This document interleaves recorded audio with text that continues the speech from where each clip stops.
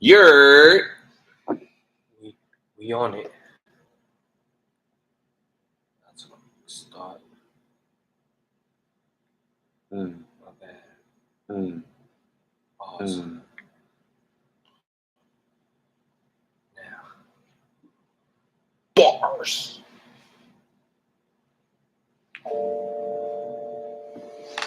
You heard it. Gary, what up, baby?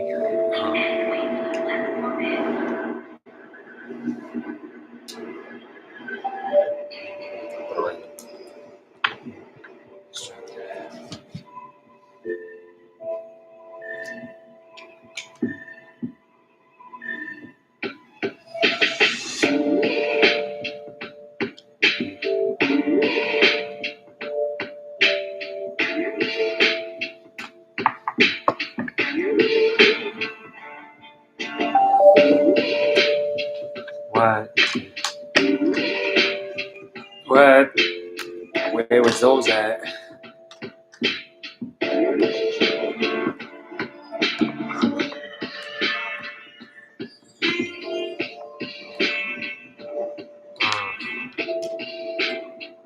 Yeah. Last. Stop. Tune in to the Jones Hour. Yeah. We here, baby. Y'all know what time it is. It's the Jones Hour. It's Monday night. We having a little technical difficulties on the intro right here, but we still here, man. Yes, sir. Shout out to Kush. He can't make it through tonight, but you already know. Dave, what's good, baby? What's good, Dave? Check him out, man. He do a lot of good things. Dave Gonzo, look him up on IG. He do the skating thing, do a lot of things for the kids in the community, man. So people he's done. If you're from the hood of Ozone and shit like that, you know about 88 Park, man. He's already coordinated a couple of things for the kids out there, you know what I'm saying, in terms of skating and whatnot. So you already know. We locked in. It's the Jones Hour. What it do, Scooby-Doo? What it do, Scooby-Doo? Let me see this. Why? Last time we had some IG difficulties too, where it wasn't even going live. But I thought the Wi-Fi was on. It's on. Let's try to get out of it and see if we can get back in. No, it's not sharing. It's called. See if we can bring it back. But yeah, shout out to Kush, man. He had to do what he had to do. He had to do what he had to do. Oh, there we go. The IG is back. IG is back. Hit us up. 347-898-8914. Let me pin that right there on the YouTube and the IG real quick.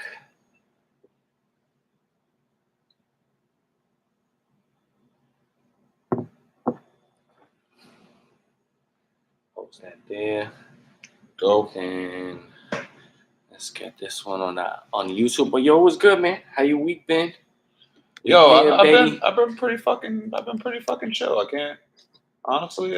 It's been good, dog. Like, I mean, it's been a slow week in general. Like the weather changed, the weather flipped. Oh man, you know, everyone's sick right now. Weather did New York dirty. Yeah, weather did New York dirty. Everyone's sick right now, bro. Last weekend, if you're not from New York, on Saturday it was 75 degrees. Yeah, 75 degrees, lit, beautiful outside, and then it dropped to 40, 39 by the time Sunday morning came. So if that's not a change, and I don't know what is, because it was like a 30-degree drop from one day to the next. Straight up weather telling us like, yo, it's fucking November, bro. Word. Like, wake up, bro. Wake up. Like you thought. It's November. Mm-hmm. Like you thought it was gonna be some fly shit. You know what I'm saying? Like, oh, nice weather. Nah, son. Jeet 'em. Yep. So That's how that went, man. Derek Cheatham. Yep. But yeah, you already know, man. It's a Jones Hour. We here. I'm Jones. This is Ant Acid. Yes, sir. Producer, filling in for the one and only Cushington. Mm-hmm. Couldn't make it.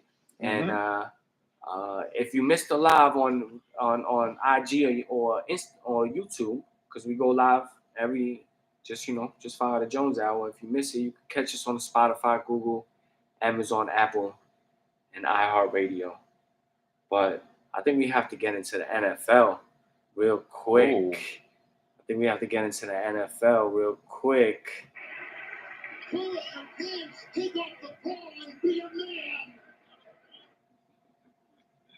All right, we're starting off with the NFL right now. As a matter of fact, bring it back.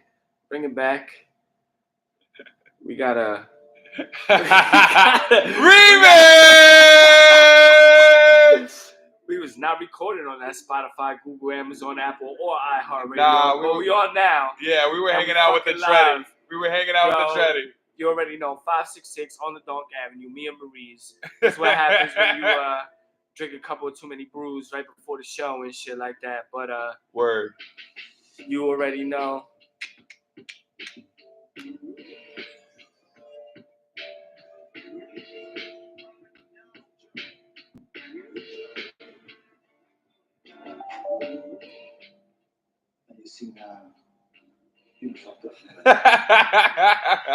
We back. We had to do a whole new intro because we didn't have the record button on. Sorry for those people that was watching the live on YouTube. But yeah, this is just beginner shit. You know what I'm saying? Like it was meant just for that shit. Yeah, we're not professionals, but we could go back into the NFL, like I was saying. Let's get back onto these. Pull up your pants. You already know. It's NFL. It's beautiful this time of the year. You know what I'm saying? Like, oh my God, every weekend upsets and teams that was just, kind of looking like they was on the cusp or in and out of it, and then all of a sudden right back in it, so it'll drive you crazy, man. Yeah, no, it will. All the fantasy shit will drive you mad. You know what I'm saying? If you got multiple leagues like me, like I got 3 leagues, all for some bread. I run my own league, so I have to deal with players and owners and shit like that comes with that. You know what I'm saying? On top of playing, But yeah, I feel that. I'm not gonna lie, I love this shit. I love it. Yeah. I love football. I love basketball. I love playing the fantasy in both of them. I think it's official. You know what I'm saying? It's official like this year. Yeah, man. Definitely. So I think before we go into the local, I think we should just run through some of the games that happened this weekend. Yeah, sure. Yeah. So let's start with the Thursday night game in the snow in Green Bay. Titans come through and pretty much dominate. You know what I'm saying? Let's not forget that they was the number 1 seed last year in the AFC conference, had that bye, Word. Derrick Henry kind of got hurt and he wasn't 100%. And that's probably the only thing that really hindered them from maybe going further or actually even being the AFC representative into the Super Bowl. You never know, because it could have been more. Yeah, when Derrick Henry did get hurt and he tried to bring it back, you could just tell he wasn't the same runner. And now you could kind of see that. I mean, you can bottle him up if you don't, allow him to get into that open field. But if you can't stop the open field with him and he's going top speed and he's too on the tackle, you know what I'm saying? And I think that was evident in Green Bay. I think Aaron Rodgers is still going through the troubles that he's going through over there with that team because he has no reliable. Old Devontae was all reliable, and now that he doesn't have that, I think he's looking for that between the young core receivers and Cobb that's there.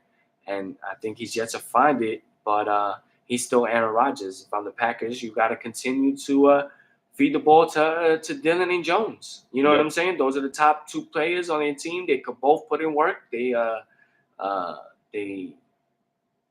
it, So if you follow them and you limit some of the amount of passing passing plays and kind of balance it more with some running plays, I think Green Bay could do something. But Titans already shut that down on Thursday night. Falcons and Bears, man. I mean, Falcons winds up coming back to win that game. You know what I'm saying? But for the Bears, I just feel like, damn, Fields, he got the tools, man. He's nice. You know, he just don't got the team around him yet. And I think Chicago got to buy in now because what he's doing on offense week in and week out, you know what I'm saying, with the team and players that he got around him, you know, I mean, they're still putting up numbers. You know, they're just losing these close games or one-score games or, you know, always having to play from behind throughout the game. So it's kind of hard, especially in football. Also from playing behind Eagles, game-winning drive, come back and beat the Colts. I thought the Colts might have took it. They might have held on. They was 13-10, and then they came down. They wound up getting into the red zone, but unfortunately had to settle for a field goal, made it 16-10, and you put the ball in Hurts' hand. And two-minute drilled you. 2-minute drill, came down the field. Tight wrapped game. It up, 17-16. They made it happen. Mm-hmm. Eagles are special, man. Word up. I don't want to talk it like. It's hard to call them shippers right now, man. It's hard to call them the shippers. No, you can't call them that. I mean, we call them that because, you know, I would say we more of a Giants podcast, but, you know, we also realists and understanding the situation. You know what I'm saying? And the Eagles is nice, man. They got it on both sides of the field. You know, the defense is nice, the line is nice. The offensive line is solid. They top notch, you know. And Hurts been showing out, you know. Where? Only last week you seen some chinks in the armor, you know, where there might be a way to do it. But also at that game, you know, A.J. Brown was 100%. It didn't look like. Oh, no, he because that's how I beat you. Yeah, that's how I beat you. I was playing Antacid last week, and I was up 11 points, 133 to 122, going into that Monday night game, and I was done. And you had A.J. Brown. He did it to me. And he only got you like maybe not even 3 points. And I wound up winning 133-124. Yeah, man. So that was bad. I thought I was done for that. But I wound up holding on. Go ahead. No, he did it to me again this week. Mm-hmm. Did it to me again this week. Right. Everyone was solid. Like when it came down to my lineup, everyone. You know, like people that I wasn't even like expecting, to like do good. They did good. Yeah. And like he had like 9 points. You know, and he had Kelsey who had like 30-something fucking points. Yeah, Kelsey, and then I forgot who else he has. And like I think he got Kelsey and Saquon. And he had I forgot whose defense he had. The defense as well got like 20, almost 30 points. And I was like, Jesus. So let me just clarify that because I know probably some people that are in fantasy are probably looking at it and understanding that and like, what? How your defense got 30? In my league, I give extra points for things. So you get points for a tackle for a loss, a fourth down stop, a 3 and out, on top of, you know, the interceptions, the fumbles, and the points thing. Mm-hmm. So and the yardage. You know, so it kind of adds more value to a team because sometimes, you know, in the standard scoring, once you give it, you start with 10 usually. Also, I start with 12, but you start with 10, and as soon as you give up one touchdown, 7 points, it goes down to 6 automatically in the standard scoring defensive league. I mean, and for your defense in the standard scoring league. Even if it's PPR, because PPR is all about receptions and shit like that. It has nothing to do with what the defense does. If you change nothing to your defense and you go down there, as soon as your defense, you start, who's one of the best defense? Maybe the Cowboys. Cowboys got a top defense. If they as soon as they gave up 7 points only, they might have given that 7 points up in the second quarter and just played regular. No turnovers, maybe a sack or two. And they lose 4 points automatically from just giving up one touchdown out of 10 points. It didn't make sense. So I try to give a little more value to the defenses so that if you can get a top-notch defense, you know, like a Bills or like or like I said, the Cowboys that get a lot of sacks and turnovers and things of that nature, you know, with a strong defensive line and backers, you put up some numbers. You know what I'm saying? Mm-hmm. But yeah, that was unfortunate. Today, I'm playing Kush today. I'm playing Kush tonight, and I'm down. What's the breakdown on that? Yeah, I'm down 14. He got 124. I got 110. But I also got Kittle from San Fran, the tight end, and Robbie Gould, the kicker. Okay. So, and he's done. So hopefully I could get the 14 points to make up. You know, it's not locked in, but if it does, I would really need that. Oh yeah, man. So we see what happens with that. We got the TV set up for the Knicks and Monday Night Football. So as we go on through the night, we'll keep you update you updated. up that. Oh, yeah. Plus, you already know where the spot, man. Me and Marie is 566 on the Dark Avenue, Ridgewood, Queens. Come through, get these fly beers, get this good food. You peep the setting. I wish we could show you more, but you just got to come through and feel the vibe. You feel what I'm saying? Facts. Now to continue through the games, Patriots win the game on a punt return type shit. That was heartbreaking for the Jets. They won. We're gonna that go game. back into that. Yeah, they won that game on their defense, man. Yeah, we're gonna go back into the local. Washington dominates Houston. That boy Heineke, he's fit on the flow. I don't think Wentz is coming back to be the starter. Saints beat the Rams. The Rams are finished. Looked like Stafford went out with concussion protocol, and it was done from there. Saints. I mean, there's a little controversy with Jameis Winston from what they're talking about, like how he lost his job to injury, but especially with what the Saints have been. I mean, they're not dominating, but that South is still kind of wide open. Far from dominating. Yeah. Bills, crazy snow, so they wind up playing in Detroit, which sucked. Yeah. Because that shit would have been lit. Uh-huh. That would have been like one of the most legendary games. Yeah. But it was OD snow. I know, but like, all right, like I understand fans. Keep the fans home. Word. You know, let them play. Mm-hmm. Like you're the Bills. That's your advantage right there. Yeah. You know what I mean? The fans ain't gonna stay home.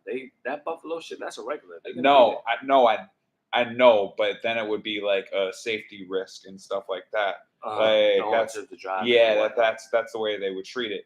But when it comes down to the game though, and when it's that like crazy, like I would let them play, bro. Mm-hmm. Like it's the Bills, bro. Like that's supposed to be their advantage. Mm-hmm. I'm gonna tell you right now, all them Bills fans will be on snowmobiles. Like, yeah, we will drive our car. That's fine. We'll take this shit right here. Out. You know. That shit would have been awesome. That shit would have been lit. Fucking but so now, dope. if you've seen any of the videos or pictures or anything, that the amount of snow that was out there, bro, it was OD. Yeah. It was ridiculous. I couldn't believe it. Ravens win the game, but oh man, you got Lamar. I got Lamar too. He had a shitty game. 16 points in fantasy only. Mm-hmm. 17 maybe. Yep, he was the other person that shit the bet for me. Yeah, that was horrible. Mm-hmm.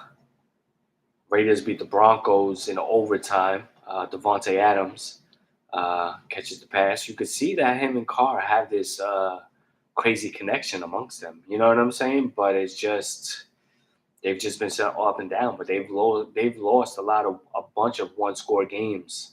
And they're one of those teams that kind of got like a weak schedule going into end of season. So they might be able to make a ruckus, maybe sneak in one of those wild card positions and whatnot. Cowboys fucking dominate the Vikings. Oh my God. Dominated. They dominated. Killed me. I got Delvin Cook. Oh my God. He got me like 7 points, I think. They fucking dominated. Killed me. Bengals went off. Joe Burrow. Killed. He had like 37 for me against the Steelers. And another beautiful game. If you've seen the Sunday night game last night between the Chargers and the Chiefs, man, I mean, Herbert did everything right. He did everything right. When you look at it, he made the big plays. He made a lot of the right decisions, not too many mistakes. You're going against the Chiefs which I'm going to tell you right now, based off of yesterday's performance, they're the outright number one. They're the best team in the NFL. Yeah. Kansas City Chiefs, that boy Mahomes is different. You know what I'm saying? You're not they're never out and you're not dominating at all. Mm-hmm. That him and Kelsey is a beast. He is a mismatch for any corner and even linebacker. You know, and time in and time out, you know. Who's their coach again? Reed? Andy Reid, yeah. Andy Reid? Yep. Yeah. He used to be legendary coach. To be the Eagles coach. Yeah. You know what I'm saying? Finally got his Super Bowl. I'm telling you right now, damn, where's that hat? Jones Shadamas would strike right now. I'm going out on a limb. I would knock a bunch of shit over if I went and got it. Yeah, I know. It's all right. I'm telling you right now, Kansas City is going to the Super Bowl. Okay. As an AFC representative. Right now. Locked in. I love Buffalo, bro. I really love them. I love that team. I like Josh Allen. Stephon Diggs, beast. That defense is top. But you see flaws. But no, I just see, and even them winning. Buffalo went and beat Kansas City this year in the regular season. You know what I'm saying? But Buffalo has also taken some tough losses. And when you look at it, Kansas City is going to be the front runner to be the number one. If they're the number one and they get the bye, and now you have to go to Kansas City to throughout the playoffs, Kansas City fans is real. It's hard to play in Arrowhead Stadium. You know what I'm saying? This is Kansas City. This is Missouri. They don't, when you think of big cities, they got the Chiefs and the Royals in baseball. I don't think there's anybody else. Mm-hmm. There's no basketball team, and there's no hockey team. Yeah, they took those things away from them. Yeah, so all they got is football and baseball. Yep. So they're gonna go hard for the Chiefs, and it's gonna be hard to win in that stadium. And you can never count this guy Mahomes out. He's beast. So, and he does it again last night. Chargers think they got it. They think they sealed the deal. It's about 2:30 left in the game, and they score, or maybe it was less than that, 1:30. Score. And it was like maybe a minute and 30 left, and you gave them the ball back, and you was up 4, and you knew that they needed a touchdown, and they got it. Chiefs got it. They got that touchdown, and all you could do is chip your cap to them because they're the better team. So you're giving it to Mahomes? Mahomes is the best quarterback in the NFL right now. Period. Point blank. I don't give a fuck about Aaron Rodgers or Tom Brady. I don't give a fuck about any of the up and comers. I don't care about Lamar or Dak. I don't care about even my boy Daniel. I love him. You know what I'm saying? There's a lot of good talent. Josh Allen is nice. Yeah, he's top notch. When you think about the fantasy, you can't go wrong drafting Josh Allen. You almost can't go wrong drafting Lamar, and even now you see Jalen Hurts or Kyler Murray's hurt. Those type of running quarterbacks that can get you the points on the ground with the feet on top of the air, passing scramblers. Yeah, but there's nobody better than Patrick Mahomes, man. He makes everybody better. So, and then we got tonight's game, 49ers Cardinals.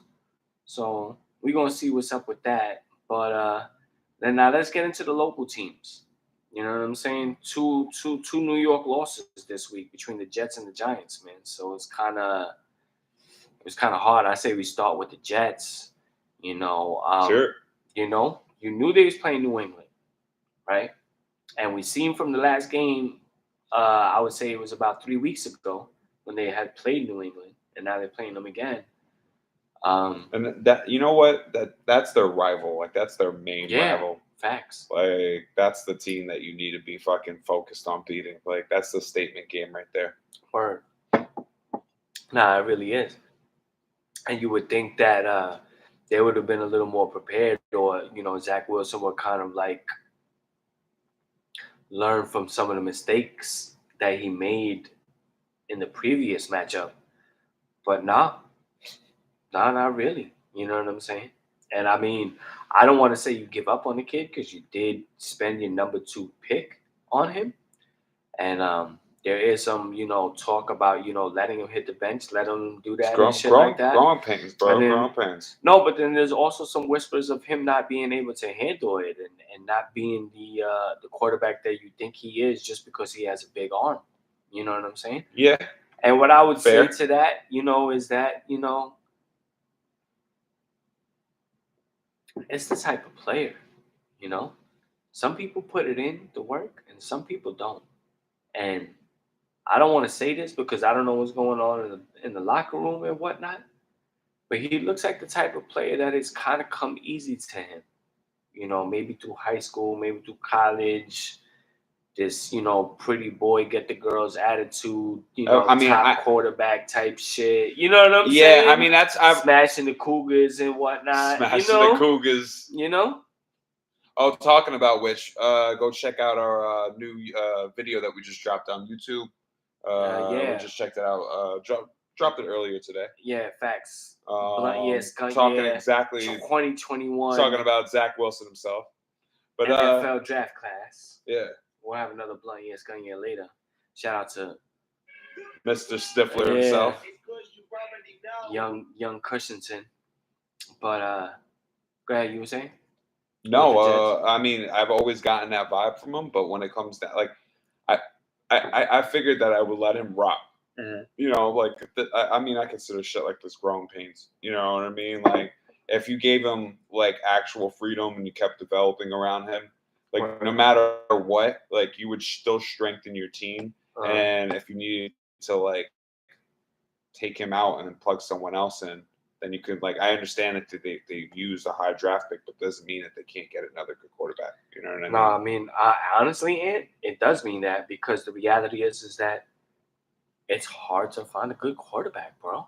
That is the most vital position on the football team, on the football field. I mean, I understand that, but like, say if they had a crazy offensive line, you know what I mean, and like strengthen their team and go, all right, we got to protect this kid. Mm-hmm. You know what I mean? And they would develop one of the craziest offensive lines in the NFL. Mm-hmm. You know, and it would give him like mad time. And if you got fucking tired of him, you know, at the end of the season or whatever, you know, and you needed to go pick up someone else or whatever, plug that shit in, then you would have the space. You know what I mean? And then you would also have the summer to go pick up a vet or whatever it may be, or the off season to go pick up a fucking vet or someone else to be that backup. You know what I mean? Yeah, no, I feel you. I mean, I don't know.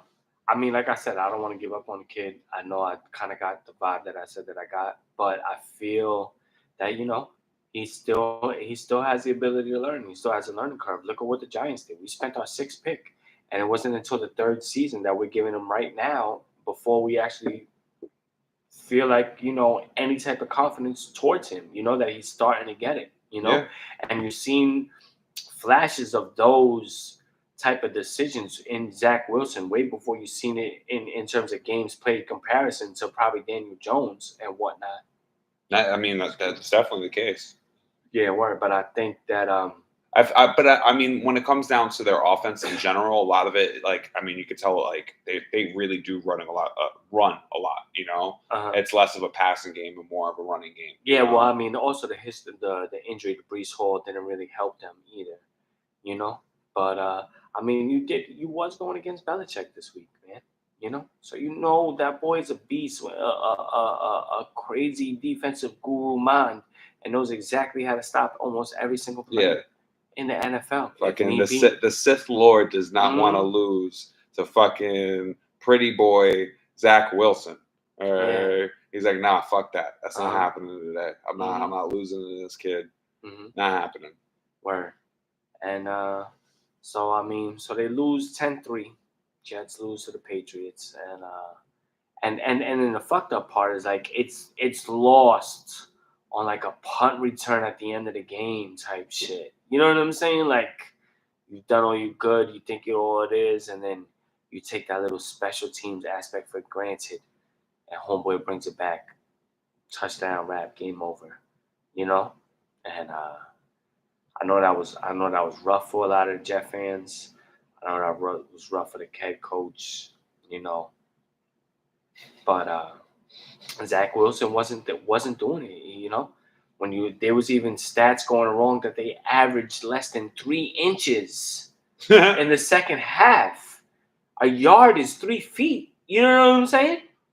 Like Zach Wilson had negative 21 passing yards. Said 3 in inches. The second half. Yeah, it's 3 inches, bro. Like that was the breakdown in terms of where they went and the amount of plays that they called. Like it was crazy, you know. And if they are gonna make the move, it's got to be with the intention for Zach Wilson to watch, learn, and give him another chance. Obviously, you don't give up on the kid right now after spending the number 2 pick on him. But it is what it is. Now let's get into the G-Men. You feel what I'm saying? Oh, man. I mean, I was holding on to hope for the G-Men throughout the game. I was holding on to hope. I'm not going to lie. I don't like losing to the Lions, though. Yeah, you know what? The Lions, they top-notch in offense, man. They got players. You know, St. Brown is a beast. Williams is a beast. I know that Justin Jackson. I know they're picking it up right now. He was nice. You know, he was probably on a lot of fantasy waiver wires, but he was getting the most touches yesterday. But it's not a team I like losing to. No, I know. I feel like it was a team that we were supposed to win against, but here's what it comes down to. And then, you know, shout out to my pops and Kush that, you know, had brought this up and was talking about it. When my pops had called in a couple of shows ago, if we're down 2 scores, can we come back? And it shows that we haven't been able to, you know, like we don't have that wide receiver. As good as Saquon is, you could clearly see what Detroit did. They packed the box with 8 in the box, and they played man-to-man defense on our wide receivers. Darius Slayton, Wan'Dale Robinson, and Richie James, you know, and Kenny Galladay. And we went out there, and it wound up being the point to win the game. Because when you put 8 in the box, Saquon, and we've already seen that, you know? Shuts down. Yeah, because, you know, he can make one person miss. He can make the first person miss. But when the second and the third is coming right after him, and you haven't even gotten to the line of scrimmage yet, you're not going to do much, you know?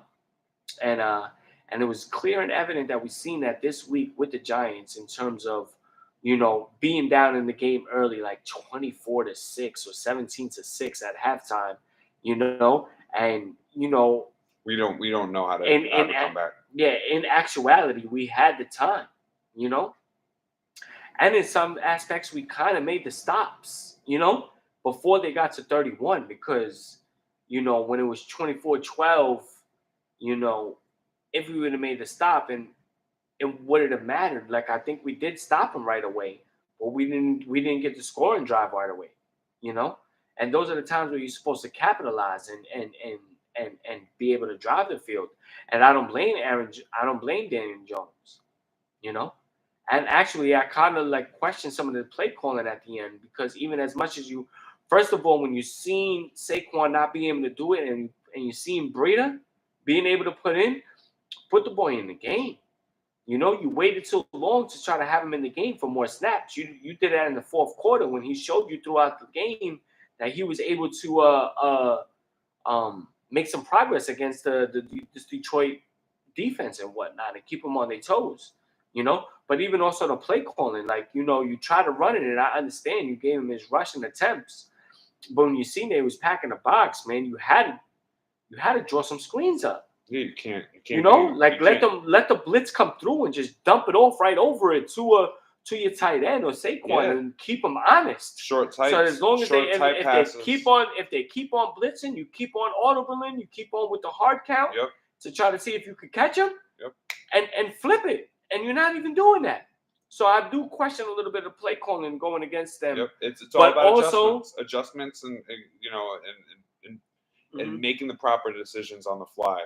You know, when they are pressing, you got to make sure you're doing something. Like if you see that, then you said, you got to make that change. And if you're not making that change, why the fuck are you see that when you call that hard count and you see that linebacker, or you see that safety looking like he's coming in, and you're like, fuck, maybe you got to call that audible and switch it up and not continue with the same running play when you see that they're blitzing. That's a fact. You know what I'm saying? That's a fact. And that's what I was looking at when I was watching the game. But also at the same time, as we're saying that, is our wide receiver that good enough? Like my pop said, like Kush agreed with. Like I was trying to be positive against. Like, nah, we good. Daniel, my cousin. You know what I'm saying? I was talking that flash shit. I even made the plea to Odell. But then, Wandell hurts his ACL. He's now done for the season. Mm-hmm. Now we're even more depleted. Yep. Now Kenny they gotta play. And Darius Slayton, who's our number one, is probably gonna be maybe with the handcuffs. That every team is now gonna put their best cornerback probably on him. Mm-hmm. Lockdown. I'm not saying every team got a number one. But I mean, that's what happens when you best. don't. Yeah, that's what happens when you don't have secondary, and third options on the field. If you don't have those things, then that number one option, is just gonna get clogged the fuck up. Learn, and it's important that we're able to. We got to do something. I mean, the trade deadline is over. I would say, so I think. Needing to sign Odell if we really want to keep this going. Because, I mean, look at the reality of it. We're 7-3 through 10 games. 7. You hear that? You hear that, OBJ? Yeah. Hey, we looking for you, baby. Come through. I want you. Don't go to Dallas out of all teams. Yeah, man. Fuck the Cowboys. If you don't want to sign with us, bro, I'm not mad at you. You know where you should go? Kansas City. You want that ring? Sign up with them boys. If you ring Shane. If you don't want to come to us, and I understand it, you go to the Chiefs. But please. Making tweets about the fucking God, I beg you, please. Don't do that. Do not go to the fucking Cowboys, dog. Damn. If you do that, the day you do that, single tear fall down. Because it would be heartbroken. It would be if you go there, and a little. Yeah, man.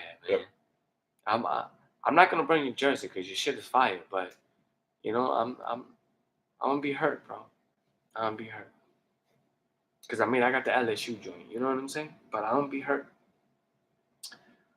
All right, let's go over these fucking picks, man. Pick'ems. Let's go back. Let me see where we at. Yeah, let's hear it.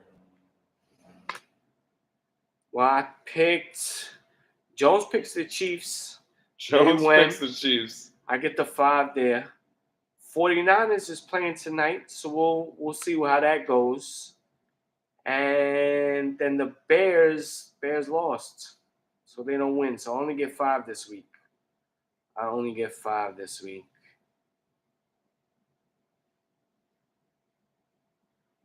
And then Kush picked the Giants. They lost. Kush picked the Ravens. They won. And the Bills. Who did the Bills play? There you go. There you go. Bengalis. The Browns. No, the Browns. So they won also. So he gets 6 this week. I got 5. He got 6. And Vikings is good. You also get 6. You picked the Vikings. They lost. But the Bengals won and the Eagles won. So you get 6. Damn. I might be able to get 8. We'll see what happens with the 49ers. But as of right now, you went into this week 43. And the Eagles lost last week. You had the Monday night game in with the Eagles, and they wound up losing. So you actually had 0 points last week. Yeah, I remember. Remind me, bro. 3. So then this week, You at 49. Kush 56 plus 6. He's at 62. And me, I'm at 55, but I could be at 58. And we're going to go into week 12 now. Bet. We might have to call Kush out. Is the phone connected to... Yes, to that one, yeah. I bet. So.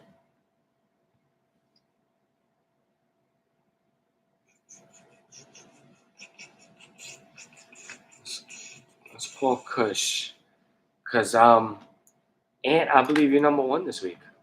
Oh, no, Ant was you number 2? I think I was number 3. Yo, what's good, baby? You on the show? Is everything all right? Can we check in with you? yeah, definitely. With the IG, always checked in. Oh, facts, huh? Commented. Oh, we haven't. Well, we just got off the IG. The IG is on the. I noticed. I saw it go down. Damn. Sorry about that, Kush. Shout out to. It's good. You already know. Yeah, word. What's goody, baby? Yeah, man. So you got 6 this week. You at 62. I got 5. I could be at 55, but I picked the 49ers, so I could be at 58. I know you go last this week. Who went first last week, Kush? I went first. Yeah, I go first this week. So Ant goes first this week, right? Yeah. All right, so I'm second. Go ahead, Ant. All right, for my 5 points, I'm going Bills over Lions. Bills over Lions. I like it. Oh, that's Thanksgiving. For my Happy 3-point, Thanksgiving, everybody. For my 3-point, I'm going Giants over Cowgirls. Oh, wow. Bold pick. All right, and for my 1 point, I'm going Dolphins over Texans. Dolphins, that's a good pick. I wanted to give the Giants more than 1 point. I feel you. That probably would have been a smarter move, but still. Dolphins over the Texans. I feel it. For me, who's my 5-pointer?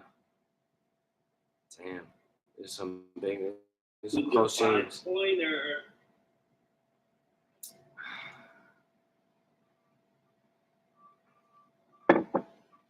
My 5-pointer, I'm going B more.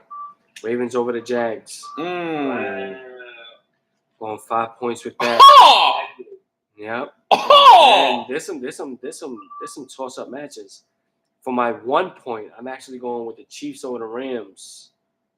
Reason why I'm picking that 1 point is because the Rams always play the Chiefs good, but we're gonna see how legit they are going against Mahomes. But I'm gonna take that as the 1. Is it interesting? Yeah, because it probably should have been the 3. But I guess it's all locked in because the last time I tried to change, she got mad at me. It has to happen in the first 20 seconds. I do want to put it in. I did change. I tried to change last week and you didn't let me. That was 20 seconds. We got the same, baby. Okay. So, all right, Chiefs is a 3-point. Okay. And then now for my 1 point, I'm going. Uno points. I'm going Washington. Commanders over the Falcons. Very interesting. Yeah. Ravens, Chiefs, Commanders. Yeah, the Chiefs got the Commanders on the front line, and we sending fucking Ravens to let everybody know. Caw-caw! We haven't done a caw-caw the whole time. Wow. I already did it. I just did it. Oh. You don't even do it. You don't even do it correctly. Nah, I do it. You go, caw-caw. Caw-caw. That's Nah. I don't know what it is, bro. It could have been. That was a pigeon. I don't know what it is. He went. Kush, your turn, baby. All right. Birdman, baby. Here we go. Let's go. You guys ready for this? I'm ready. What up? You guys ready for this? We're fucking yes, sir. ready, you ugly motherfucker. Can I go against? Can I go against that? No. No. No. That wasn't part of the rules. Once a game is picked, that's the end of it. It's That's no it. It's longer eliminated, right? it's no longer on the available list. That's why we get first, second, and third picks. You guys made that the rule because I won last year out of going against you guys. Which I still need a fucking hat. We will get you the hat. And the reason why we did it is because, in order to actually make a comeback, if I'm winning and I pick the same games you pick, how can you make any ground on me? There you go. So, unfortunately, you cannot. Plan. Yeah, we took out that plan. Mm-hmm. Yep. So, I am going to go with the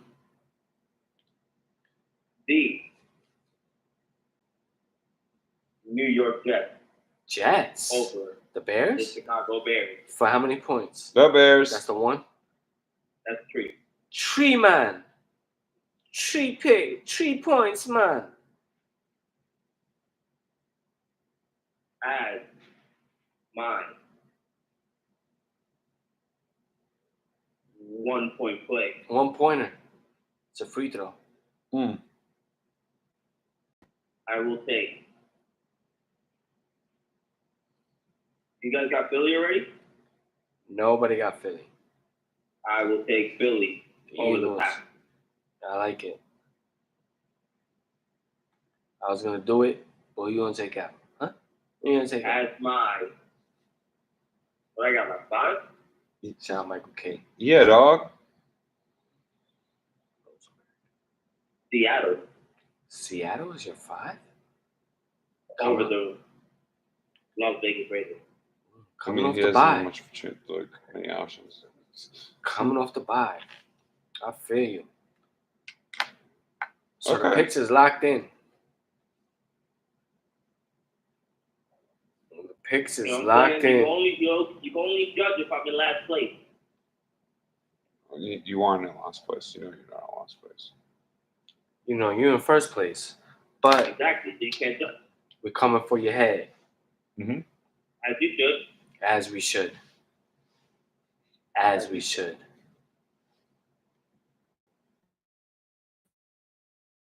That's checked in on a live. This is the calling line, right? Yes. I'm tuned in. You're in. So if anything, No, we're going to be watching now. We see it. you're ready. I'm tuned in. Yeah. All right, Kush. Appreciate you on the check-in. Love y'all. Love you too, Brody. All right. Later. Do.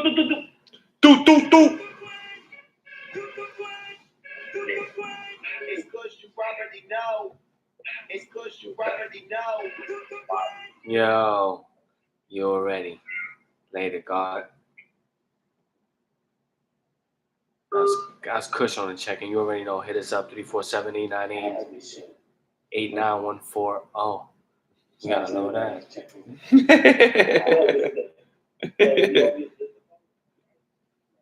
I got it. Don't worry about it. There you go. Yeah, we turned the lower it. That was funny. We was getting the feedback on the feedback on the feedbacks. All right, so the picks is locked in. Everybody's good with that, and now we are proceeding.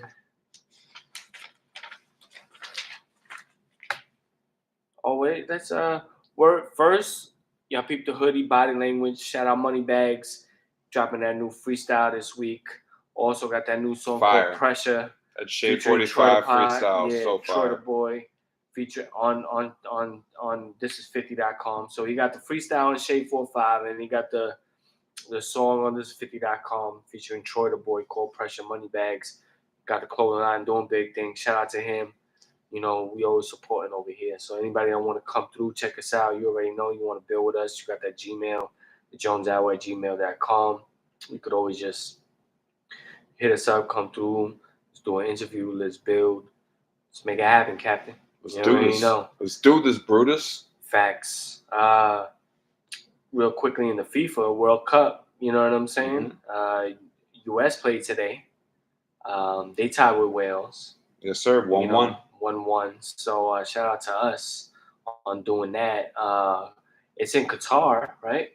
Mm-hmm. They wound up losing their opener, which doesn't really happen too often when the host team loses. But we'll see what happens with them. But they already fucked up the flow. You want to know why? What? Because of beer? Because of the beer, bro. They're not fucking selling beer. Like, who goes to the game and not has beer on deck? Not only that, but I don't get it.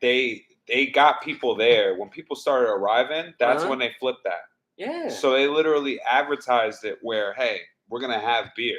Like you're gonna be able to go to designated areas and be able to drink.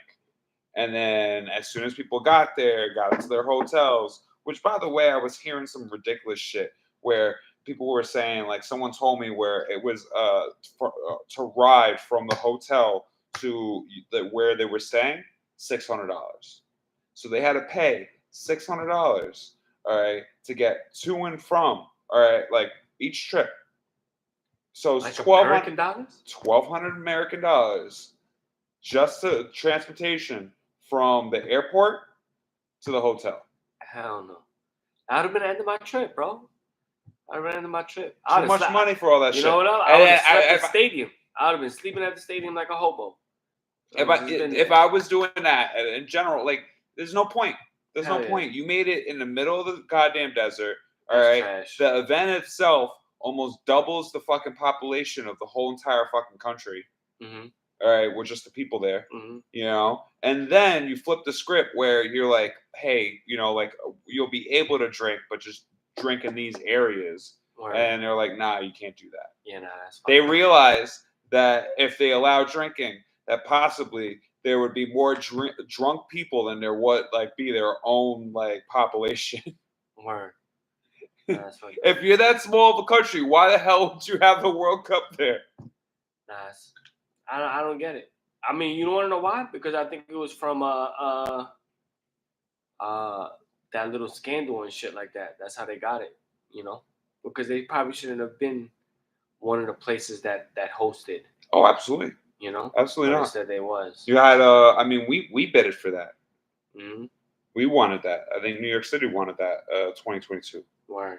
You know, we wanted this one. I remember I think it was this. And then we also wanted the Olympics as well. Yeah. But yeah, like, you know, like we're constantly trying to bid for shit. You know, like give us one of those. Like, why can't we do that? Yeah, we deserve it. Dog, like we're fucking 4 times the size of Qatar.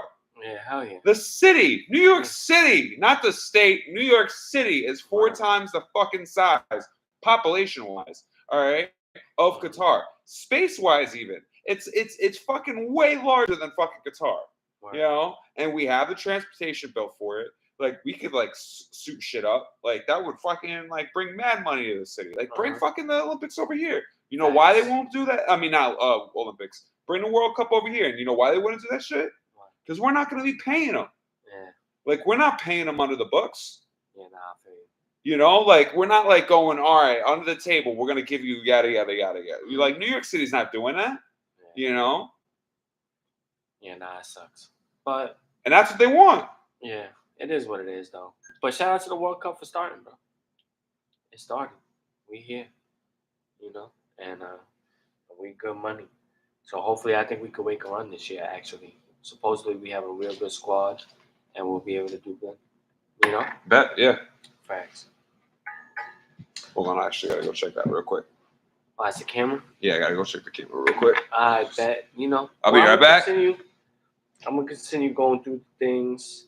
I'm gonna start the NBA. Looks like the Knicks started against OKC, but my boy Shea is killing. Looking like they're taking the TV timeout. 29. Your boy Shea, my boy Shea. Nah, but he's on my team in my other league. Got you. Word. The other league that I'm not part of. Yo, what's good? Appreciate the love on the IG. You already know. I appreciate it.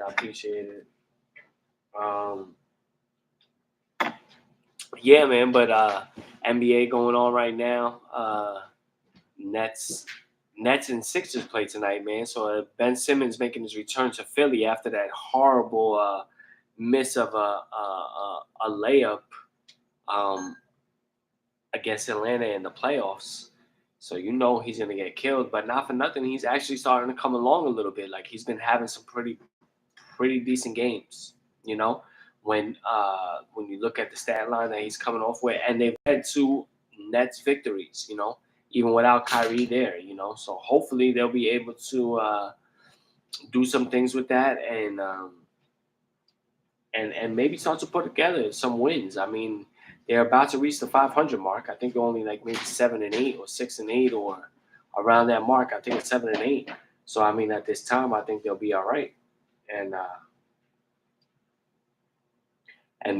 possibly be able to catch up a little bit in the NBA Eastern Conference. Hopefully, yeah. But also, there's no Embiid tonight. Embiid ain't playing, so that's kind of a blessing for the Nets. Maybe pull off a big, divisional win against from the Atlantic and see what happens with that. Yeah, that's how we get shit done over here. Word. Ant coming back. Welcome back. Yes, sir. We're not break the mic. Nah, you good, man. You good. All right, I'm back, everybody. Back again. But yeah, we're gonna see what's that. Also, when we seen these first couple of games, they even look at the Lakers. The Lakers is going a 3-game winning streak without LeBron. LeBron is not playing. It's been just Westbrook and AD. AD dropping his little 30 a game for like 2 games in a row, 3 games in a row that he's been gone. And then you see what it's about. In terms of where's going to be the compromise for this Laker team? Because obviously they have the talent, but it comes down to is who's going to have the ball in their hands and who could take up that secondary role, So we'll see how they played it off and how that comes about with them. But even the Lakers is moving up. Golden State gets their first road victory the other night also, so they're looking like they're getting back to that 500 because as these teams, we all expected all of these teams that I'm talking about to be one of the top teams in their respective conference or division, so why they all had some slow starts when you talk about Washington and the Nets and the Lakers. I mean, not Washington, Golden State, the Nets and the Lakers. And you have a team like Washington showing out. You have a team like Miami not really doing too good, but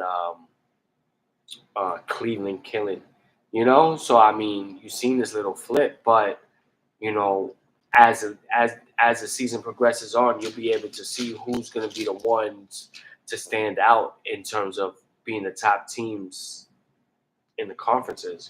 Yeah, I mean, we'll figure all that out. I mean, I usually wait until after Christmas to really start figuring out where teams are. Right now, I look at usually this. It's after the All-Star break. You know what I'm saying? Well, Christmas, no, you can pay attention, but really after the All-Star break. Christmas is when the season really begins. I agree. Where people, where players start really turning it on. Yeah. Dame is not going to give you 100 right now. Mm-hmm. You know what I mean? It's not. Well, I mean, but he hasn't. Whether he has or hasn't, Portland has been nice too this year so far. Facts. Mm-hmm. I mean, if you want to talk Portland, shout out to my boy Jeremy Grant. Yeah, he's been doing his thing. Yeah, bro, perfect fit for fucking Portland, man. Mm-hmm. Yeah. Really crushing it with them right now. It seems like it makes sense. If Dame is out, he could easily give you fucking 40 points, 30 points. Right. You could easily run this fucking team through him. Right. And he seems to be playing B when that is the case. Facts. Mm-hmm. But we see how it's going to shape out. I mean, obviously it's still early, but these are teams that we thought to be looking out for. Plus, you got how the Knicks is playing OKC. OKC has come up to a decent start, and Shea Gilgeous-Alexander, he's putting up some MVP type numbers. As SGA, bro. As we see Obi Toppin just bang a 3. Let's get into Knicks and Dimes. Word. Watching a little bit of the Knicks and Dimes. Word. Knicks and Dimes. As we're watching the game, RJ has struggled a little bit. Oh, quickly hits a three. So back-to-back threes from Quickly and Obi. Yo, I love both of those dudes. Yeah. Man. 36-32. Knicks Those, lead. We got quick 36 seconds left. IQ and Obi are First my quarter. 2 favorite new Knicks. Yeah. I listen. I love RJ, but I really fucking like. I don't know what it is, but like, there's something about both of those dudes that like. Now I love Obi, bro. Yeah. I'm a fan of Obi Toppin, bro. I feel like every time he's on the court, he makes a big difference, especially offensively and whatnot. Call in 347-898-8914. Let us know how you feel about the Knicks or any of the sports that we're going through. But there it goes. What's up? You want a Jones hour? What up? Oh, Pops, what's going on, man? Yo. What's going on? How's everything going? Going. What's up, man? What's going on? How you doing, Mr. Jones? I'm good. I figured you're talking about Mr. Jones by me. Oh, word. Let us know how you feeling. Well, I mean, some disappointment, but overall, I still think it's been a positive transition with our program. Yeah. Absolutely. I mean, he's definitely the person that we need to run the team. Mm-hmm. But like we've always said, he's not a number one player. He's a good player. He's a solid two. Solid two. Who are we talking about? RJ? Okay. No, Brunson. Oh, okay, Brunson. Yeah, Brunson is arguably the best player on the team right now. I mean, honestly, looking at his stats, he's always in one of the top 3 as far as scoring is concerned. I was looking at it the other day. Mm-hmm. He usually leads the team in assists. He's clutch when you need him at the end of the game. But they just don't have that number one ball player. And until they get that, they'll make the playoffs. They'll get in the round. They might even come in 6th place. But he does, he's not that guy. Mm-hmm. Yeah, we don't have it yet. Yeah, he's not on the roster. Yeah, I actually agree with you on that. From seeing who's there and as we, I was looking for that next step from RJ this year as the way he's progressed from the years before in terms of at least the points per game and the scoring, because he looks like he's got these times on the court where he could be unstoppable, but it's just not consistent enough, And we're kind of relying on him because we kind of lack that type of scoring. So we look to him more. So when he takes 18 shots a game but only hits 4, it looks real bad, Mm-hmm. But I did see in some of the things how the Knicks right now are looking to find the next disgruntled player that wants out, and make an offer to a team that's trying to get, dump a player and get rid of him or something like that, Yeah, I mean, listen, I think that they've done some good things recently. I think that rotation of 11 people is too much. Mm-hmm. I mean, I'm glad they're down to 9. I'll be honest, too. Yeah. And I forgot, I was arguing with somebody that like, nobody does a rotation 8 or 9. I said, listen, all the better teams do rotations of 8 and 9. Yeah. There are some people that will be on the bench and will live on the bench. They're not going to, unless there's somebody hurt, they're not going to come out. Mm-hmm. And I think it doesn't give us the consistency we need. The one move that I did like a lot was Redick. Him, and now, but his outside game, he has nothing. He can't make an outside shot, but defensively, Cam is there. Yeah, he's good. Yeah, to the point that I think you definitely leave him in the starting rotation. Word. Absolutely. Yeah, no, I agree with that as well. Yeah. But if you leave him in the starting rotation, then we don't have enough firepower. Randall had a good game the other day, but again, Randall's not a number one. Mm-hmm. I think all of us on this show, and I think anybody that follows the Knicks knows that he's not a number one. Mm-hmm. And Brunson's the 2. He's a solid 2 player. without a doubt. Yeah. I know we don't have any number one ranked players right now, like top tier players, but like if we just had a proper starting lineup, you know what I mean? Like we would actually have a really spread out, nice, clean offense. You know what I mean? Mm-hmm. You know, like it's not very fucking hard. Bench Frenchie, you know. No, he's been benched. He's not even in the rotation. Yeah, like he's not even in the rotation. You have Brunson. No, Brunson is good. I would say RJ. RJ and Cam is good, but Cam. You know, we don't have the scoring that we need. You know, and like you said, I mean, Julius. Yeah, I mean, the players that you're mentioning right now, they're all going to be. That's 4.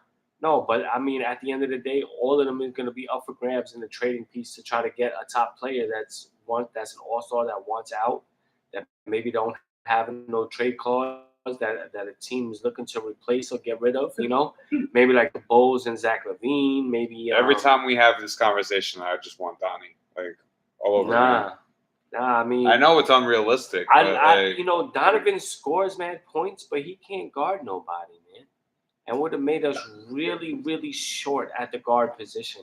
But know? I mean, if we get Zach, I mean, the Bulls even complain that Zach's not a top tier player.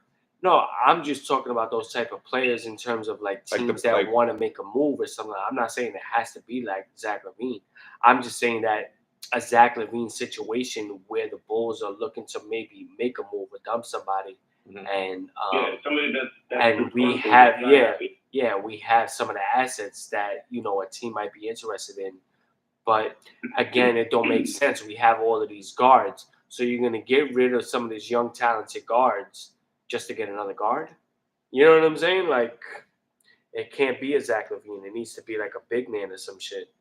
He's a stretch though. Mm-hmm. He could play small forward. Yeah, I mean, he could play forward. Yeah, but if you can get rid of Zach LaVine, if you can get Zach LaVine, then you're probably gonna get rid of RJ though. You know that would be the trade. Yeah. How do you feel about that, Pops? I mean, I think Zach is a good ball player, but I agree with Brian. I don't think he's the number one tier. I think we don't. I don't know who's out there because it's still early in the season.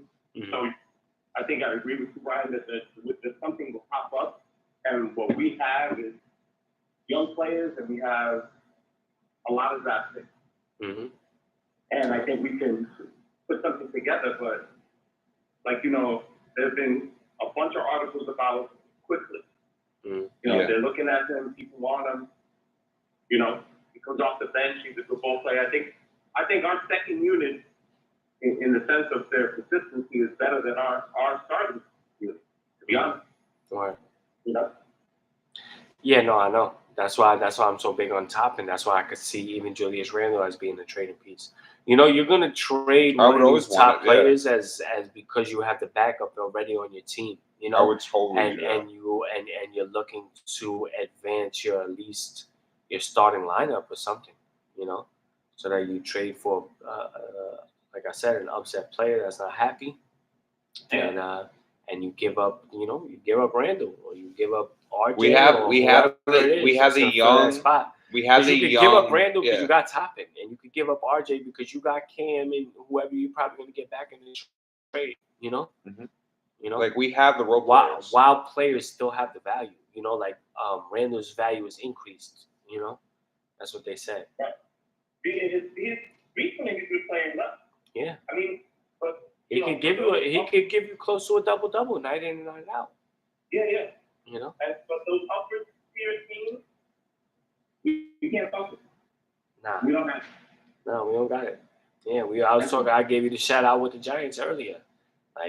It was clear and evident this weekend that, when it came down to us making a big play and they packed the box and Saquon was basically irrelevant, and you could only get so much from Breida, and he was looking for some sort of big play from a wide receiver. I mean, you got a couple, but it wasn't enough.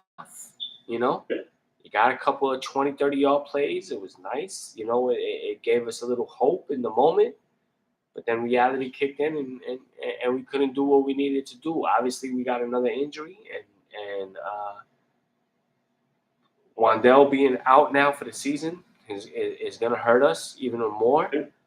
Yeah, and, but it comes back to the point of having those upper tier people. The Giants don't have it, the Knicks don't have it. Yeah. You know what I'm saying? Mm-hmm. Yeah, I mean, right now though, like let's examine though, like like the upper tier teams of the NBA. Like who exactly would you say is the upper tier team in the NBA right now? Well, The I mean, Bucks. let's look at East, right? Okay.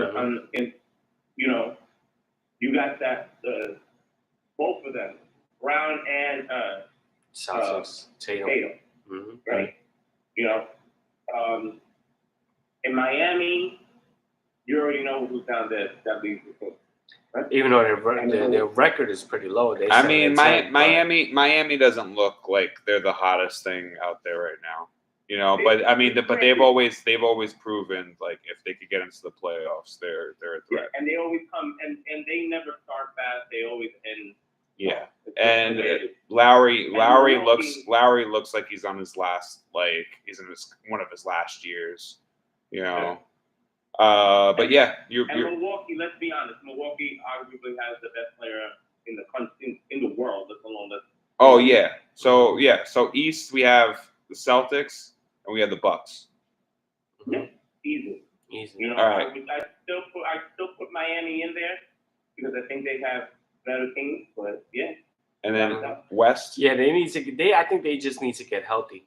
You know what I'm saying? Because even Kyle Lowry has had some big games. He's already had like back-to-back triple doubles within like the last week and whatnot. But they haven't necessarily been able to put up the victories together with a 7-10 record to open up. I will tell you that I'm not angry with the Knicks. I'm not disappointed.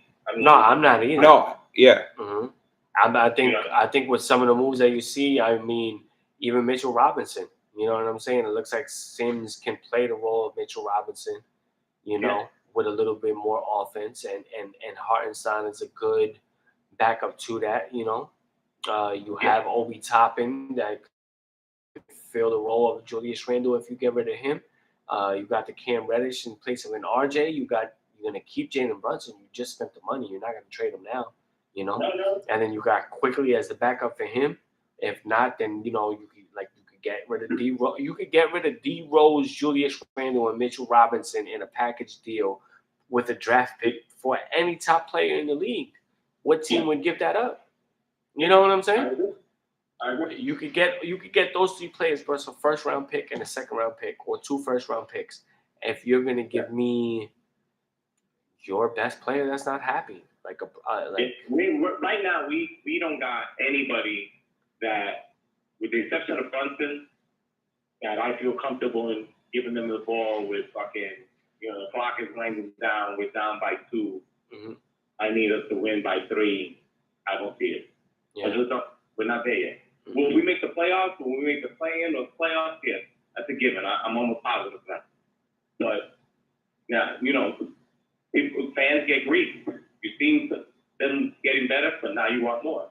Mm-hmm. And they're in the position to give more. They're in a position because of draft chase and younger players on the team that they can put a package together. That package you put together with any GM. And we still got more picks. We still got more picks on the books. My point. The reason why I made the question earlier was I'm looking at what I would consider like the more threatening, like interesting teams are like the Cavaliers, like the Utah Jazz. I would say like those 2 teams are like just like crazy with like youth and talent and like just like you look at fucking marketing, like someone that turned into a fucking beast out of nowhere. Yeah. Yeah, I think a lot of it has to do with just like culture. You know, like No, I think our culture is there. Maybe some of the players don't necessarily believe in Tibbs right now because of the questionable rotation and what they feel and shit like that. But I think if we do look to make a move and that does happen, you know, I think everything could fall our way. Yeah, we'll see what happens. So we need that move. Without that move, we're not moving. Yeah. Without that move, we're just probably a first round exit. And that's it. I really want to make the second fucking round, but we get 2 or 3 doesn't home look like it. games in the Garden in the playoffs, and that's about it. All right, fellas. Well, let's just go. All right, Pops, man. Appreciate the love, man. Much love, Mr. Jones. All right. Later, man. Be good. Good night. You already know. Hit us up 347-898-8914. Yes, sir. It's pinned on the YouTube. It's up on the IG if you look at the comments, and you scroll up. But I think that's enough for the NBA. But we're gonna get into a little blunts. Yeah. Skunts. Yeah. All right. Brought to you by Blunts and Skunts. and sometimes You didn't put in on this, man. Runts. Word.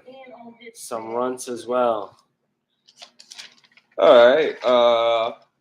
This edition of Blunt Yeah Skunt Yeah is going to be actually very similar to our previous topic. It's basically New York Knicks edition. Yeah, and you see how to wear the Knicks Army shit. You know what I'm saying? Because we ready to go to war out here. Yeah, I got my blue and orange, but it's different blue and orange. Yeah, those are the Mets. They come back 7-line shit. You know what I'm saying? But right now we on a 4 and a 5. You know what I'm saying? No, the 4 to B and the D. I'm lying. 4 B and the D. You know, the trains that go to the Yankee Stadium. Ah, shit. What happened? But my shit. Yeah. Damn. So that means we just lost the IG, but we bring it back. All good. But you still here on the live. And it's just about that too. Yeah, I know. All right, let's get right into it. Let's just get into it. Let's go to Blunt Yeah Skunt Yeah. Blunt Yeah Skunt Yeah. Blunts and Skunts. All right, New York Knicks edition. Yes, sir. You already know what time it is. And you're gonna go through? Yeah, let's do it. Let's do it, man. Let's right. get it. Knicks edition. Your favorite Knicks players. All right, so with the first round of Blunt Yeah Skunt Yeah, we're gonna go with Walt Clyde Frazier versus Willis Reed. I'm not gonna lie, and some people might not be happy with this. I'm going Willis Reed. Willis Reed. Okay. You wanna know why? Because I actually met Willis Reed. Get the fuck out of here. Yep. And he gave me his autograph. That's dope. Yep. Back in the day, I want to say 2000, I went to a New Jersey Nets versus the Lakers game. Okay. Shout out to me seeing Kobe and Shaq. This is probably like 2000. And what wound up happening is my little brother, you know, we all played basketball and shit like that. Yeah, my younger brother, he wound up like the league that we was in and whatnot. They did something for his age group where they would get to play on the NBA court. You feel what I'm saying? And when that happened that day, Willis Reed was probably working as an executive for the Nets. And bang, I got my ticket stub signed by Willis Reed. Rest in peace, Willis Reed. Fire. You know what I'm saying? Fire. On a Lakers Nets game with That's Kobe so and sick, Shaq bro. and Jason Kidd and all of them. You know what I'm saying? Yo, dog, I want his jersey. Fire. That's one of those jerseys I want. Fire. Yep. So I'm going with Sweet. Even though Walt Frazier's dumb fly. You know, I was thinking. You know what? The other person I was gonna say was Bernard King. Oh, like, Bernard. For this, like the OG Knicks. Yeah. I would say like the 3 best like OG Knicks would be Walt Frazier, Willis Reed, and Bernard King. Right. You know what I mean? Like generationally, like you would go down. You know? Facts. Maybe a Earl Monroe. Yeah. Or a Pearl. Yep. but I definitely feel you on that. Mm-hmm. So who you taking? I'm going Walt Frazier, bro. Walt Frazier. Yeah, one of the illest men. Yo, the other day I saw this man with the fucking craziest fucking like suit, right? bro. Uh-huh. This He kills motherfucker it. was wearing like this like shit that looked like a smoker's jacket, from what's the dude that had Playboy? Forgot the dude's name. Hugh Hefner. Fucking like crazy ass smoker jacket, like that was like Hugh Hefner's. If Hugh Hefner was like from Enter the like Dragon, like shit was crazy. And then he had a polka dot fucking shirt on, all right, and a striped tie. I was like, this motherfucker's gangster. Yeah, That's the most gangster dress shit I've ever seen ever. Walt kills him every time. Every if you watch the Knicks or you got the MSG network on your cable system or whatever. Matter of fact, when I put this fucking video out on YouTube, all right, I have that fucking photo. I literally took a fucking photo, a picture of that shit, and I sent it to my wife. Like, check out this motherfucker right now. Killing him. Young Walt. I feel it. Next one. All right. Next one would be Melo, Anthony, or Patrick Ewing. Wow. Crazy. I'm not gonna lie. I think I gotta go Pat. You gonna go Pat? I grew up on Pat, man. Okay, all right. I grew up on Pat. We went farther with Pat. I mean, it's not about going farther. It's just about the glory days of my Knicks fandom. You know what I'm saying? True. 94. True.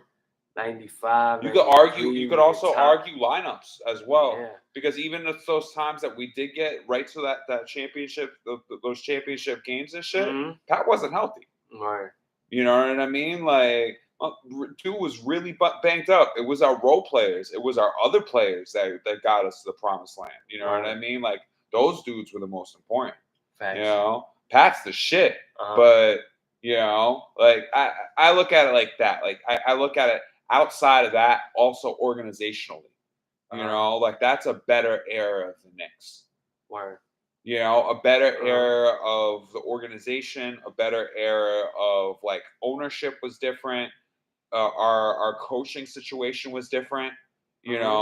Like whether it was Pat Riley, whether like whoever the fuck was coaching us. Word. You know what I mean? Like whether it was Van Gundy, like setting up that like it stemmed from there.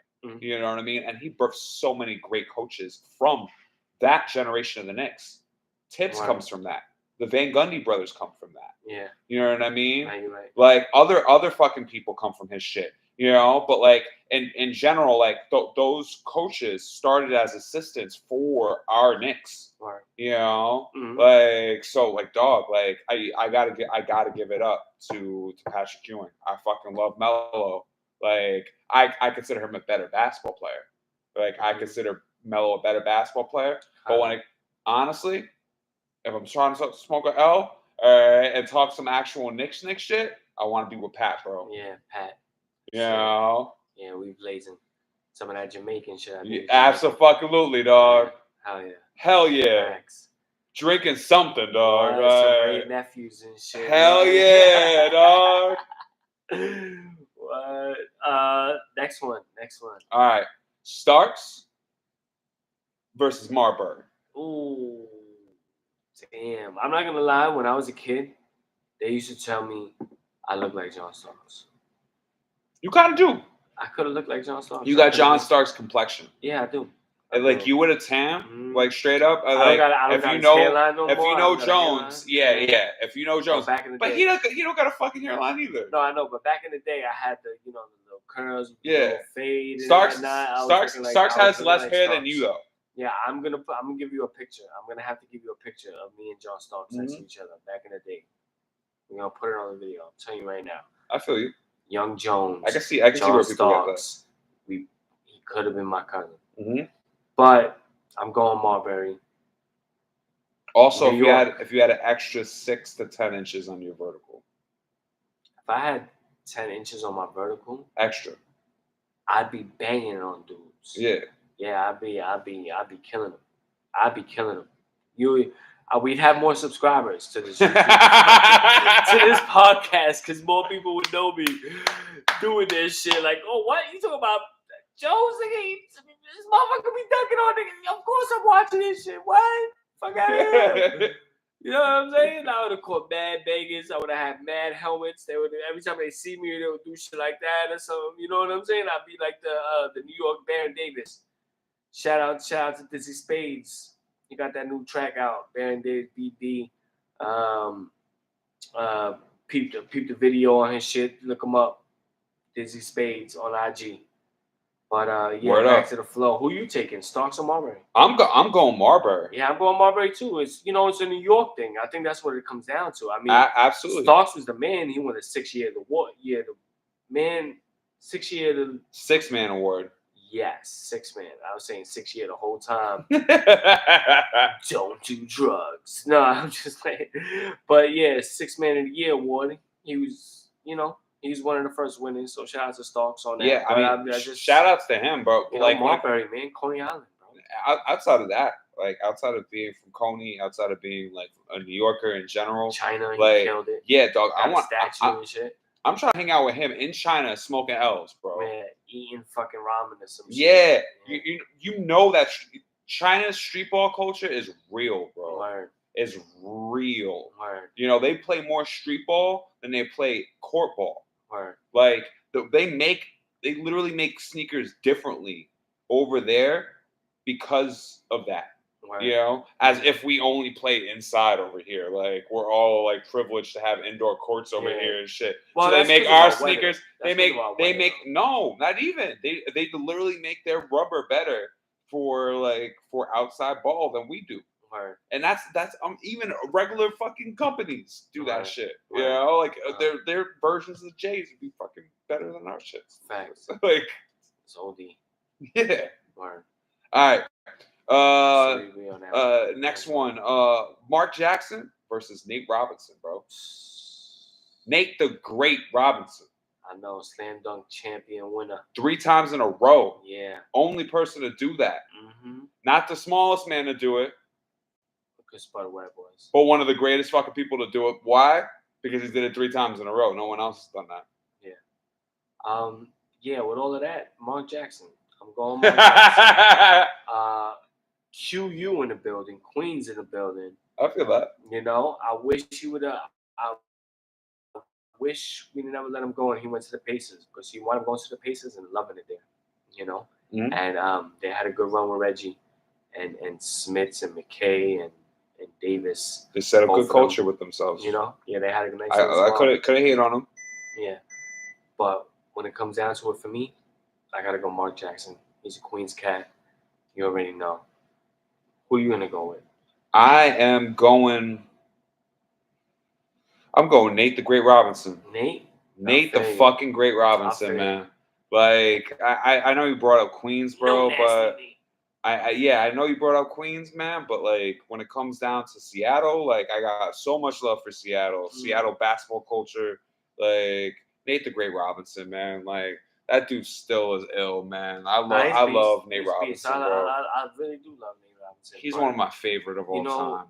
Yeah, the QU factor of knowing Mark Jackson is a product of basically the same borough as me and being able to blaze with him and talk about the stories of like I'd probably blaze with Mark Jackson and talk about not only all his high school days playing in New York and shit like that, but also them legit battles against the Knicks in the playoffs in those 90s games. I would love to have heard the other side of the story, you know what I'm saying? Because, Reggie Miller is probably the number 1 New York Knicks villain, Word. With Jordan. And, that's your teammate, and, what was those behind the scenes conversations like? What was that game like? What was that, that plan going into these playoff games in the Garden in New York? You know what I'm saying? Hostile situations and how they would all react to that, So because I lived that as a kid, in '94, I'm fucking 11. Yeah, man. That's just important to you. Basketball, hell yeah, and oh my God, to your brain, to your like soul. Yeah, nah, I mean the tears that I cried. You know, real life shit. Yep. You know? Tears of disappointment, tears of fucking everything, because man. Because I'm 10, I'm 11, I'm fucking mad young, and I'm like, damn, yo, my fucking team just got smacked by these dudes. 94, 95, 95 was the year. That's when Ewan mixed the layup, the finger roll. Facts. Heartbreaking. We're not gonna bring that up though. All right. I spoke with him. All right. One more, and then we got one more. Two more. Go ahead. All right. We got Amari Stoudemire versus Latrell Sprewell, baby. Yeah, I mean, Spinner God. Yeah, I'm gonna have to go Amari. I love Latrell. He was another big time player, especially when I was growing up and whatnot. But man, when Amari was on Phoenix, he was one of my favorite players, and I've always been a Phoenix fan since Barkley days. So when I seen Amari and I had seen Nash and I seen Joe Johnson and the rest of that team, and the unfortunate incident when they played the Spurs that year, when LeBron makes it to the finals with the Cavs when he's a baby and gets swept by the Spurs, that was supposed to be the Suns. And I felt like, they was robbed of that. But at the end of the day, Amari's my man's. Amari's fucking shit. Yeah, but I love Sprewell. Who do you, not to get off topic, who do you think is a better basketball player? Sprewell, Amari? Yeah.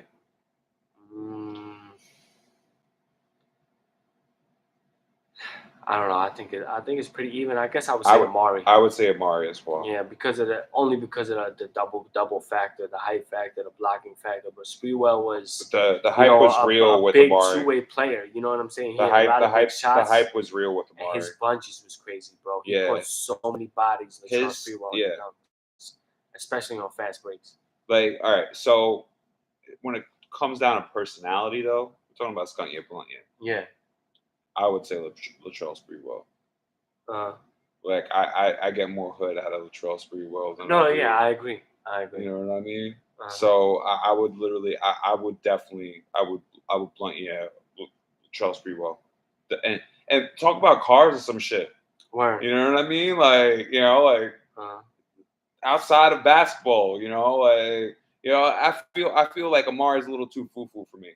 Like I feel like I'm a holistic guy, I'm spiritual, all that other shit. But like I still like, some regular shit. You know what I mean? Like that shit it tickles me as well. Like, jewelry and grills and shit. That's just dope, Yeah, I agree.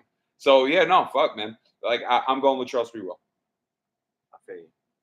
Do you got one? Do you have an extra one? Yes. Charles Oakley, Anthony Mason.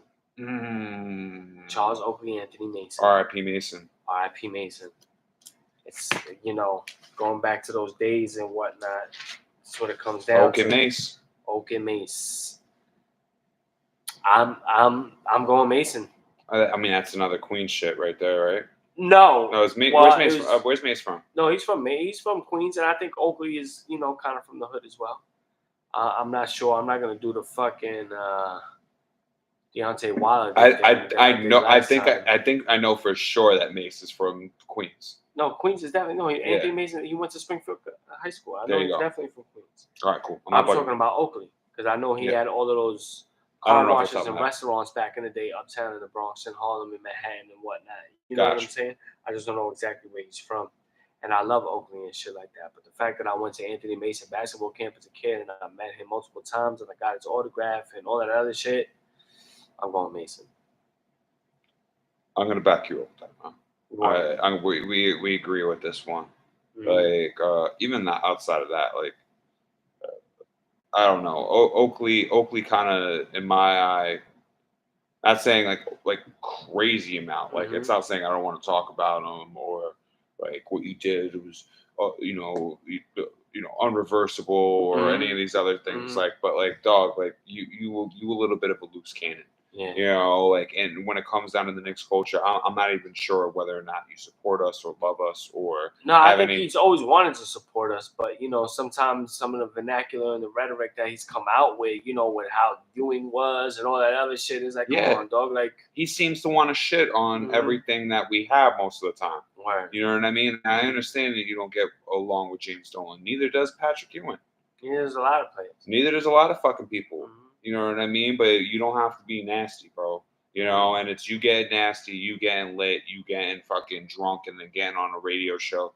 I mean, if you wanted to get drunk and get on a podcast, come on the Jones Hour, bro. Facts. You know, like we'll fucking chop it up with you. Yeah, but honestly, dog, like, you know, like there's a time and place for that. You know what I mean? Like I would say, like this fucking format that we have here, I would say that, like Drink Champs or some shit, I would say that. You know what I mean? But if you're on ESPN and you fucking lit, bro, like that's a bad look for us. Like outside of you, it's a bad look for us. Like as a Knicks, you know, like. You know, like you just make us look bad. Like you're one of the coolest fucking players in the history of our fucking franchise. I got your jersey. Yeah, I got your fucking jersey. One of the coolest fucking players in the history of our franchise, and you just lit and you talking shit about us. Yeah, that's all right. I forgive you. I think Ant has a little more healing to do. I know, but still, you know. All right, but that's it. Another. Bloody ass gun. Yeah, I got some trending shit I want to go through. Let's do it. We're gonna wrap it up. Let's do it. Gotta rest in peace to the Green Ranger, man. Wait, what? Power Rangers. Tommy died? Tommy passed away. Oh. Yeah, man. Rest in peace to the Green Ranger from Power Rangers. Fuck. Tommy, How did he die? I don't know, but I know he's gone. So Oh, rest in peace to him, man. R.I.P., man. Yeah. That's crazy. Another R.I.P., man. Another mass shooting, man, in Colorado Springs, and another LGBTQ club. Yeah, 5 people died, 25 people injured.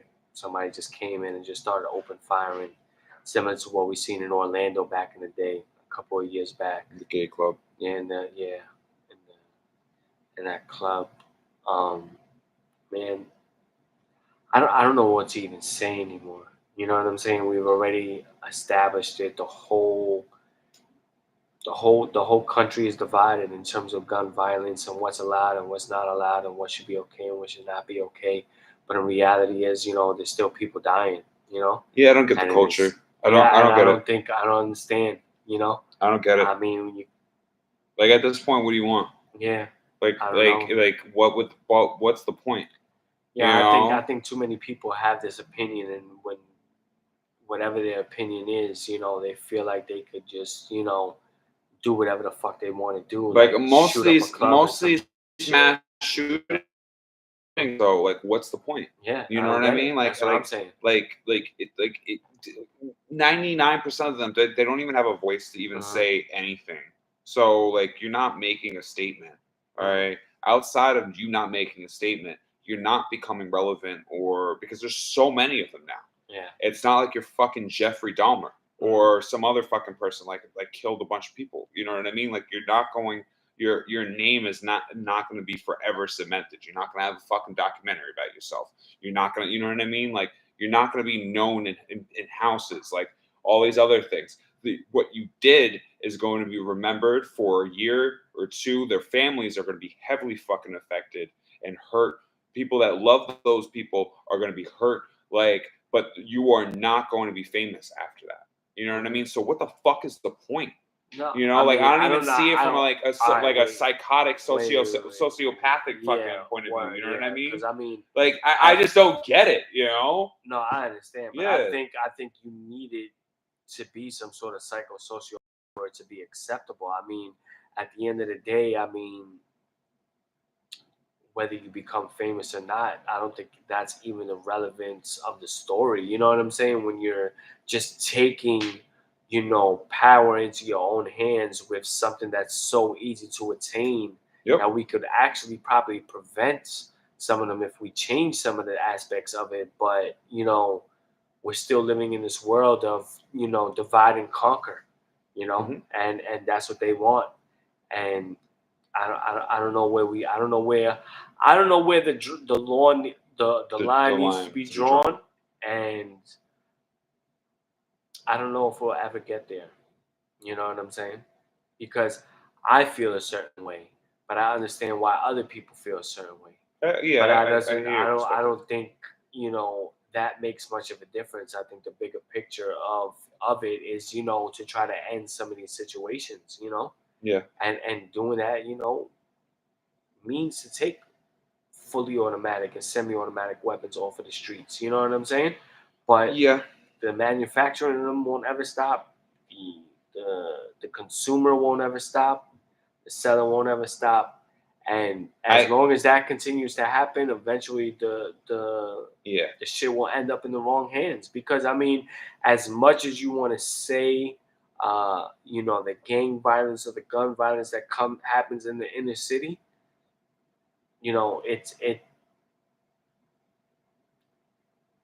it's not. These mass shootings are not coming from there. You know what I'm saying?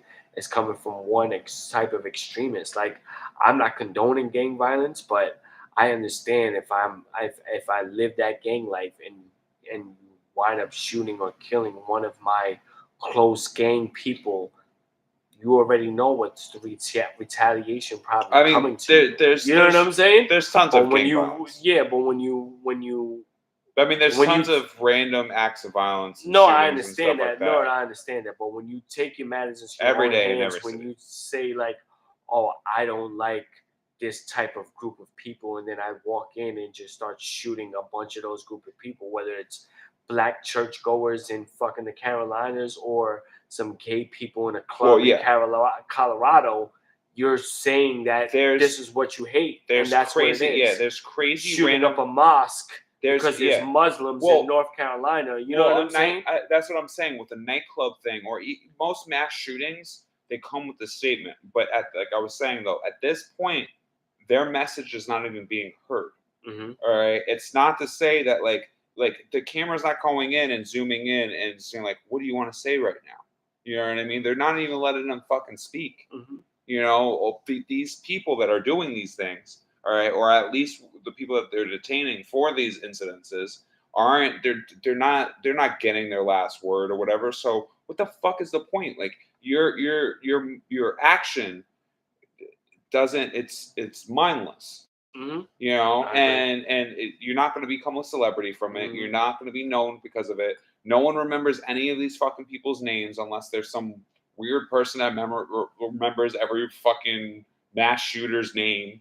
You know, like you're not going to be a celebrity. You know, it's not going to happen. But yeah. Right. I agree. Oh, Kittle with the touchdown. Just took the lead from Kush. Sorry, Christensen. No, but I mean, it is a fucked up situation. You know what I'm saying? Then let's stay a little bit also with the trending right now. Trump announces that he's going to try to run again in 2024, and I really don't care. Because I'm not voting. I don't vote anymore. Yeah, I don't fuck with it. I don't vote. Jones, like I said, I'm totally against it. Jones can't determine the better of two evils. No, I mean, forget the two evils. No matter who we vote for, it's a bunch of broken promises that never trickle down to us, the working poor class. Because that's exactly what you are. If you don't make more than 6 figures, reality check, you're working poor class. And I'm not talking about more than 6 figures. Let me rephrase that. I'm just talking about at 6 figures, period. Like 100,000 and better. You know, if you don't make $100,000 a year by yourself, you're poor, baby. You're poor. You don't got it. You know, you might think you got it, but you really don't. You're below the line. You know what I'm saying, of what's wealthy in this country, you know? And they never pass any laws. They never come through with it. The only thing is the taxes. How do you feel about Kush? I mean, not Kush. How do you feel about Trump? Trump, I think he actually could have been a good president if he would have just shut the fuck up. You know what I'm saying? He just couldn't keep his mouth shut. You know what I'm saying? When you have a country as America, as diverse as it is, and you go from saying fuck the Muslims and fuck the gays, then fuck the Mexicans, and then, you know, fuck everybody else. You know what I'm saying? And the Puerto Ricans. You know what I'm saying? And then you realize that, like, you have mad gays, Mexicans, Muslims, and Puerto Ricans in the country. You know what I'm saying? That votes count. You know, and I then fuck the vets. You know what I'm saying? There was the Arizona guy that yeah. Oh my God, I that he consider was a him big like war general and government person, and just completely incredibly unstable. Yeah, you know, like shook off his death like it wasn't nothing, and then you basically just turn that whole notorious red state blue. And I don't mean to say notorious; that wasn't the right word, but the state was known to be red, a red state, Republican, and you turned them blue. And I'm telling you, that was like Arizona or something. So I mean, like if you would have shut the fuck up, you probably could have kept your position. Now you're gonna run again, and then now as we talk about it, I want us to also get into the next thing in trending with Biden is, I mean, they're talking some human trafficking shit. You know what I'm saying with him, and I think. And we're gonna get into this, and it's kind of like even like maybe a possible conspiracy shit. You know what I'm saying? Because look at what happened with Epstein. You know what I'm saying? And everything that was gone. And I mean, look at the paintings that was in his house with fucking Bill Clinton dressed in like a dress with heels on, and knowing that the Clintons are locked in on this shit, and so many other people that are famous. That have, you know, reportedly maybe been on that list or been to that island or did any of this other shit. Like, the fucking world and the powers that are in charge are fucked up, bro. Yeah, I don't know. They don't give a fuck, bro. Like, when you talk about these people that come in and they make the decisions, like people that we never knew their name, but they're there and everything like that.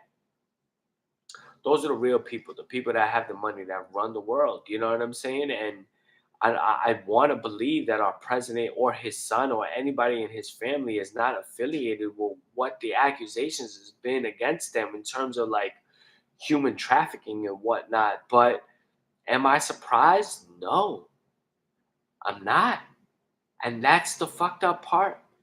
I'm not surprised because I already know how these people with money and power can do, would do, and will do. Mm-hmm. You know what I'm saying?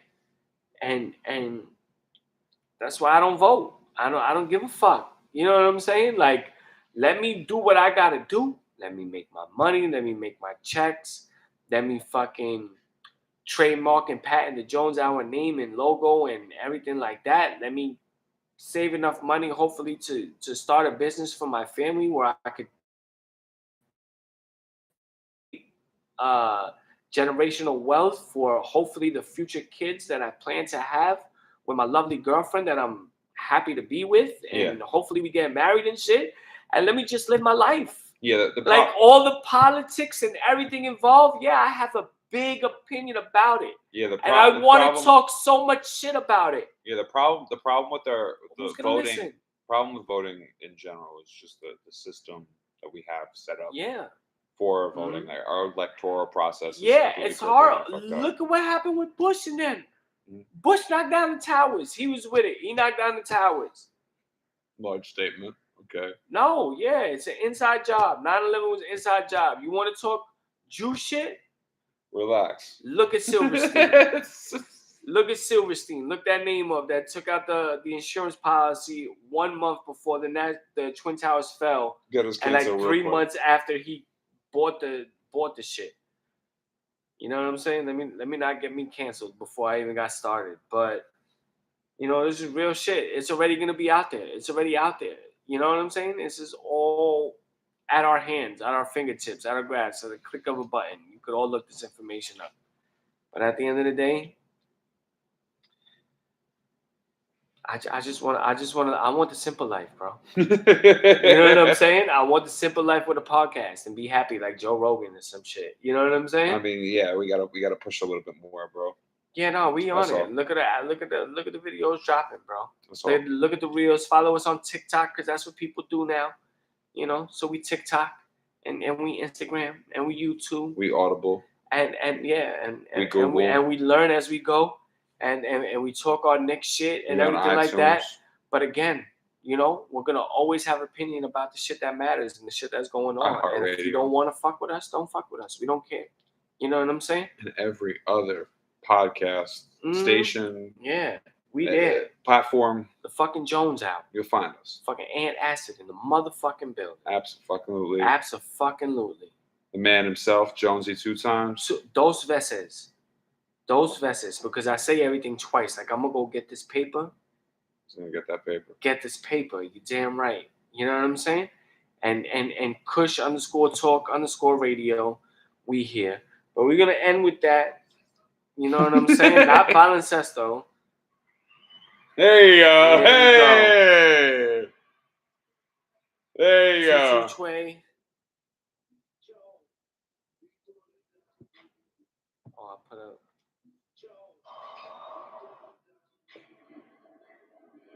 Another one wrapped up in the books. Another one wrapped up. Shout out to everybody that tuned in on the live, on the IG. Yes, sir. On the YouTube. You already know.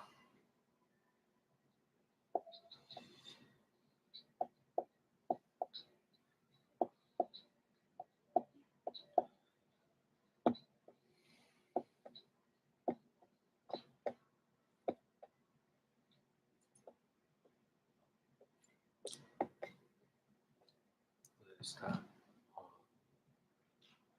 Record. This and that. I already cut it. YouTube. Appreciate the love. I'm fucking pissed.